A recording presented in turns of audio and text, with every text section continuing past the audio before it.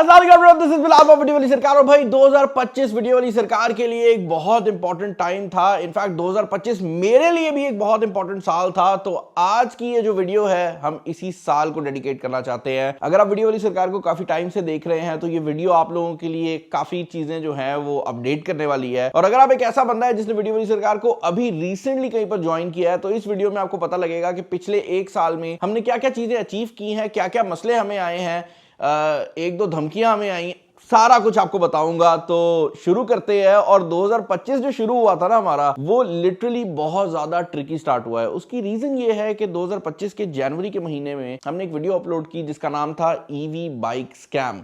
इसके अंदर हमने आपको बताया कि किस तरह से पाकिस्तान की मार्केट के अंदर ईवी के नाम पर एक स्कैम चल रहा है, जहां पर ग्राफीन बैटरी को, लेड एसिड बैटरीज को ही बेसिकली ग्राफीन बैटरी करके बेचा जा रहा है। और किस तरह से ये मोटरसाइकिल्स जो कि आज लोग 2 लाख 2.5 लाख रुपए में खरीद रहे हैं, ये 2 साल के अंदर जाया होने वाली हैं और बहुत से लोगों का पैसा तबाह होने वाला है। ये वीडियो तो हमने बना दी और इस वीडियो के अंदर हमने किसी पर्टिकुलर ब्रांड का नाम भी नहीं लिया, बट हमें 2-3 ब्रांड्स की तरफ से काफी मसले मसाइल का जो सामना है वो करना पड़ा। और मैंने पहले सोचा कि मैं पब्लिकली इसको एड्रेस करूं और आप लोगों को बताऊं कि किस तरह से हमें धमकियां आ रही हैं, किस तरह से मसले क्रिएट किए जा रहे हैं। बट एक तो मैं इस चीज को खुद ही हैंडल कर पाया, तो मैंने सोचा कि इसको क्यों मैं पब्लिक की नजर में लेकर जाऊं। और दूसरी बड़ी बात यह थी कि बहुत से ऐसे ब्रांड हमारे सामने आए जो कि पाकिस्तानी मार्केट को सीरियसली कंसिडर ही नहीं कर रहे थे। उनको लग ये रहा था कि पाकिस्तान में लिथियम बैटरी जो कि 5 साल से 10 साल तक के टाइम तक चलती रहती है, उसकी मार्केट ही एग्जिस्ट नहीं करती। उन्होंने हमारी वीडियो देखी और उन्होंने कहा नहीं, पाकिस्तान के अंदर लोग अब इस पे बात कर रहे हैं,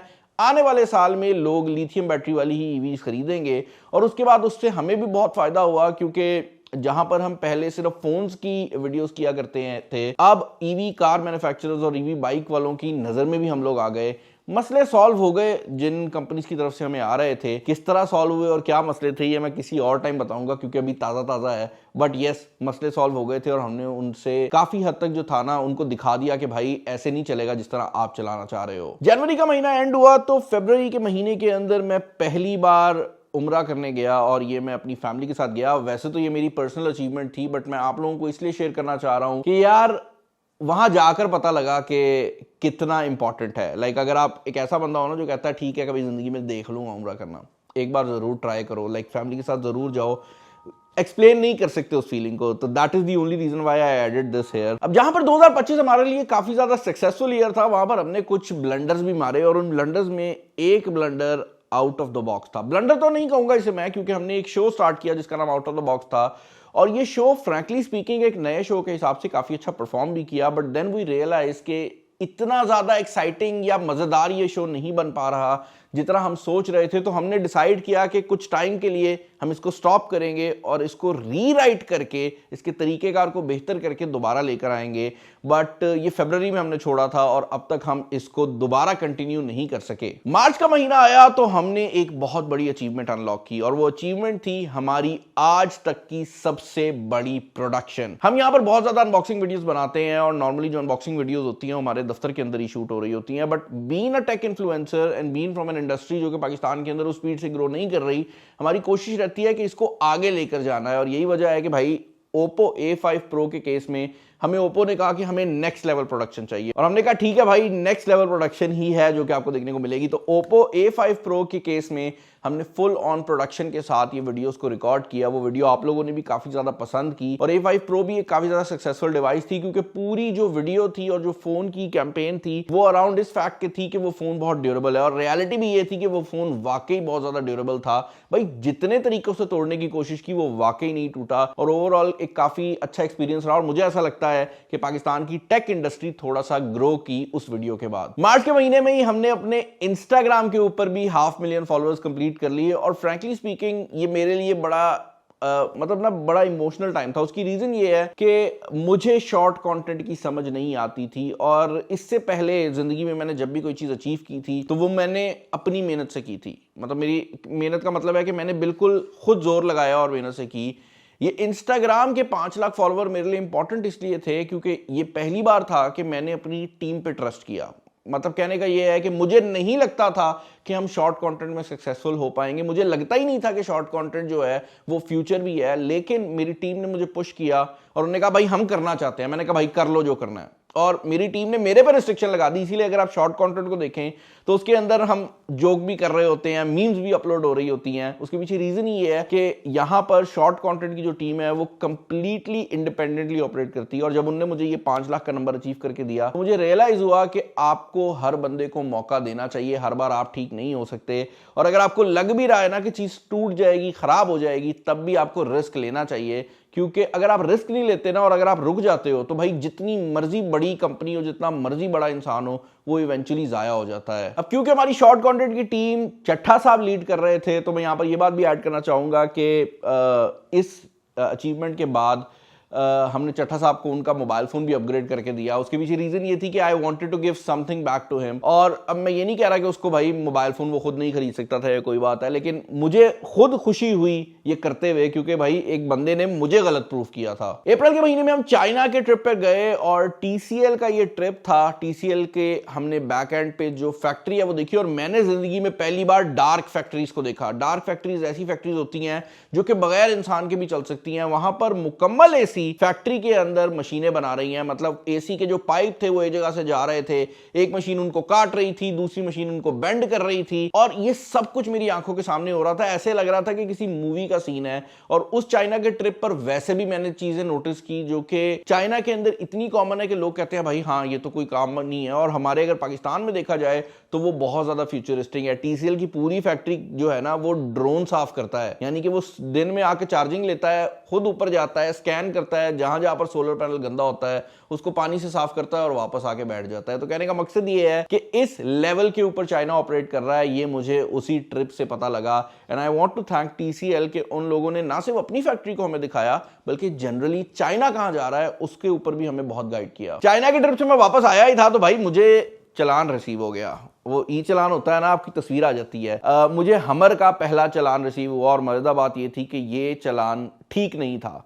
और ये चलान क्यों आया? ये चलान इसलिए आया क्योंकि बिलाल रशीद साहब जो थे वो मोबाइल फ़ोन यूज़ कर रहे थे, और उस मोबाइल फ़ोन के यूजेज पे चलान आ गया। और हमर में आपको जैसे पता है कि वो लेफ्ट हैंड ड्राइव गाड़ी है, तो बिलाल बैठा तो नहीं था ड्राइविंग सीट के ऊपर, लेकिन पाकिस्तान के अंदर जो अभी ई चलान है, अगर आप लेफ्ट हैंड ड्राइव गाड़ी चलाते हैं तो वो आपको जो आपके पैसेंजर है उसकी बेस पे ही चलान दे देता है। तो बिलाल ड्राइव नहीं कर रहा था, ड्राइव मैं कर रहा था। अच्छी बात यह है कि मैंने ये चलान जो है वो सबमिट किया कि ये गलत आया है, और विद इन 2-3 डेज ये चलान रिमूव हो गया।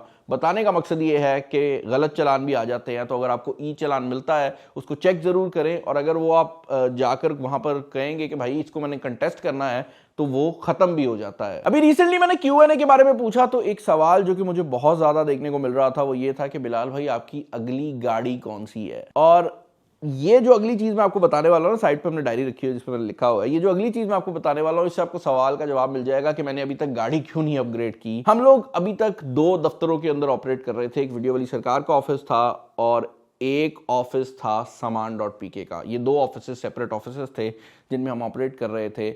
बट वीडियो वाली सरकार के दफ्तर के अंदर ही हमने डिफरेंट स्टार्टअप्स को शुरू किया था, कोई 2 साल पहले, कोई 3 साल पहले, और अल्हम्दुलिल्लाह वो सब कंपनी सक्सेसफुल हो गई। यही वजह है कि मई 17 को हमने 2 ऑफिस को छोड़कर 5 ऑफिस के अंदर शिफ्ट किया, और जहां पर मेरे पास पहले 20 बंदों की टीम थी वहां पर अब माशाल्लाह हमारी जो टीम है वो इससे कई गुना ज़्यादा है। मैं नंबर यहाँ पर जानबूझ के नहीं बोल रहा क्योंकि मैं नहीं चाहता कि मैं उन चीज़ों को अभी रिवील करूं, बट आपको कुछ टाइम में आने के बाद मैं ज़रूर बताऊंगा कि मेरे बाकी स्टार्टअप्स क्या हैं। अभी मैं जानबूझ के रिवील नहीं कर रहा। मई के महीने के अंदर ही हमें एप्पल ने कांटेक्ट किया और उन्हें बताया कि हमारी ऑफिशियल डिस्ट्रीब्यूशन जीनेक्स के थ्रू शुरू हो रही है and we want you to open that store. Apple store 27 मई को ओपन हुआ और मैंने उस स्टोर की इनॉग्रेशन करवाई।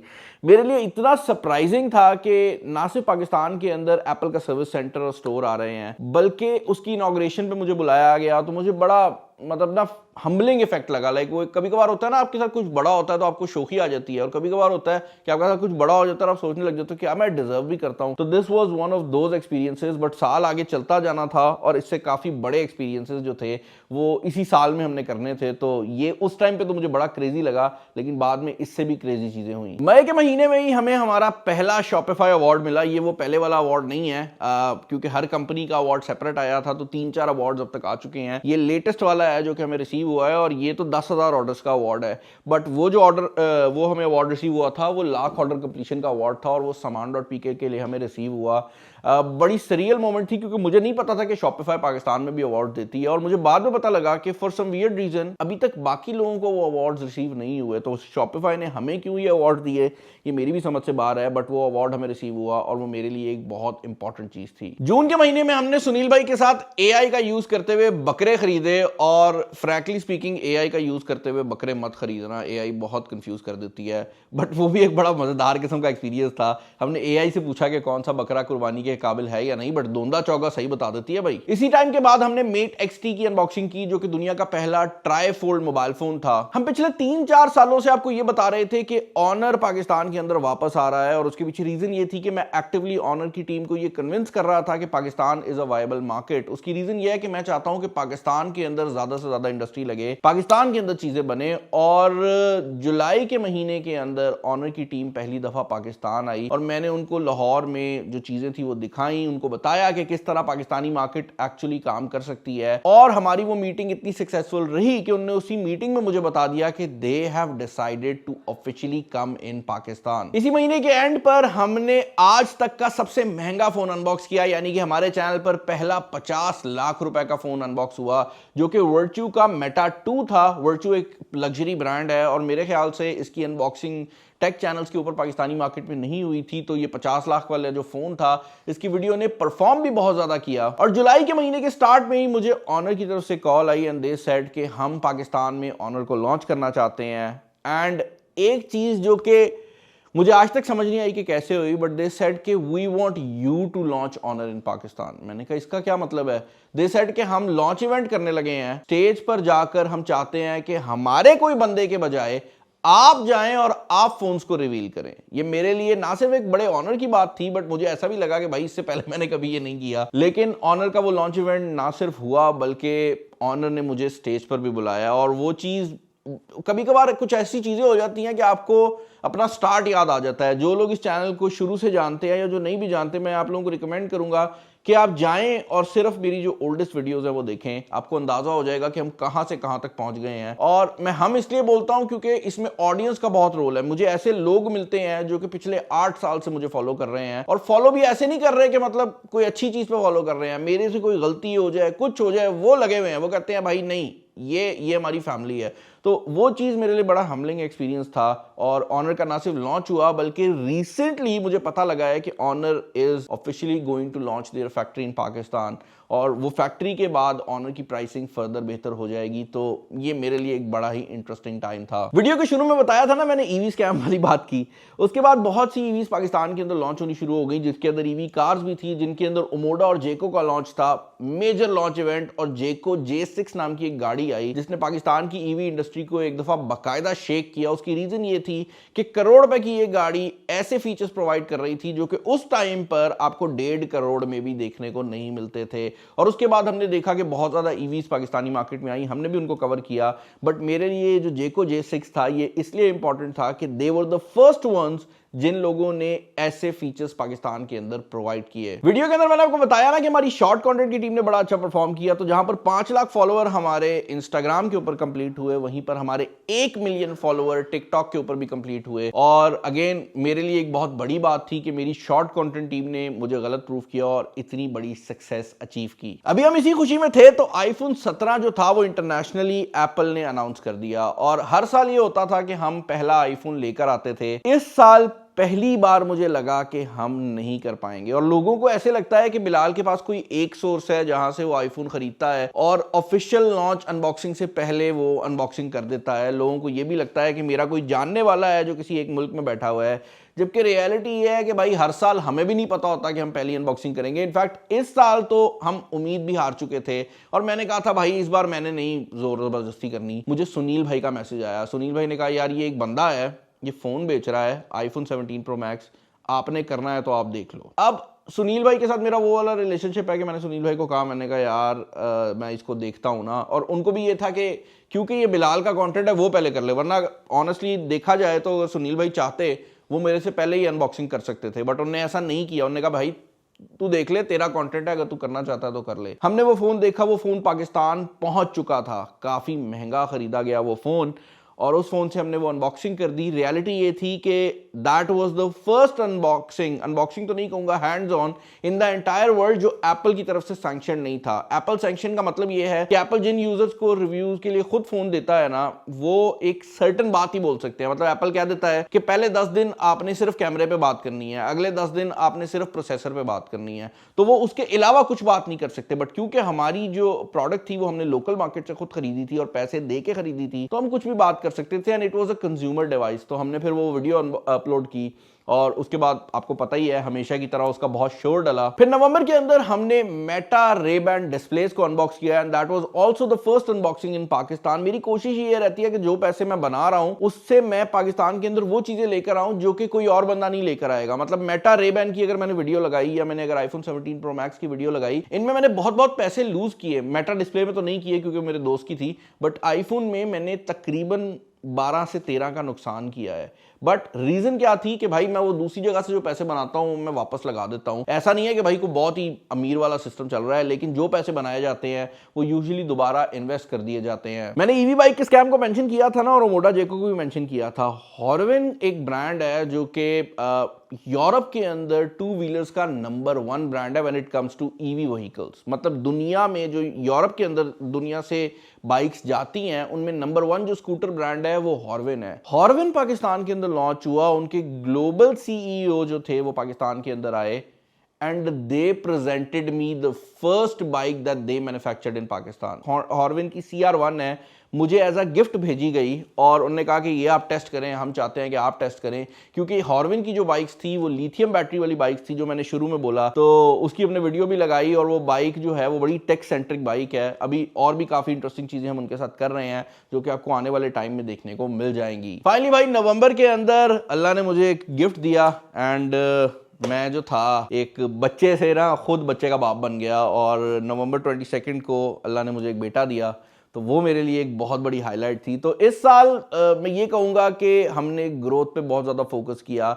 हर साल हम नई चीज़ें ट्राई करते हैं। इस साल हमने जो चीज़ें पहले से सक्सेसफुल कर ली थी उनको बड़ा एक्सपैंड किया है, बट दैट बेसिकली मीन्स कि 2026 is going to be a crazy year, क्योंकि हम दोबारा एक्सपेरिमेंटेशन की तरफ जा रहे हैं। आपको काफ़ी ऐसी चीज़ें देखने को मिलेंगी जो कि पहले हम कर ही नहीं सकते थे क्योंकि टीम ही नहीं थी, बट अब आपको 2026 में वो चीज़ें देखने को मिलेंगी, और मैं रुक नहीं रहा, टेंशन नहीं लेनी, 2026 इससे भी बड़ा करेंगे। चैनल पर नए हैं, चैनल को सब्सक्राइब कर लें। इस वीडियो में इतना ही। This is Bilal signing off. अल्लाह हाफिज़।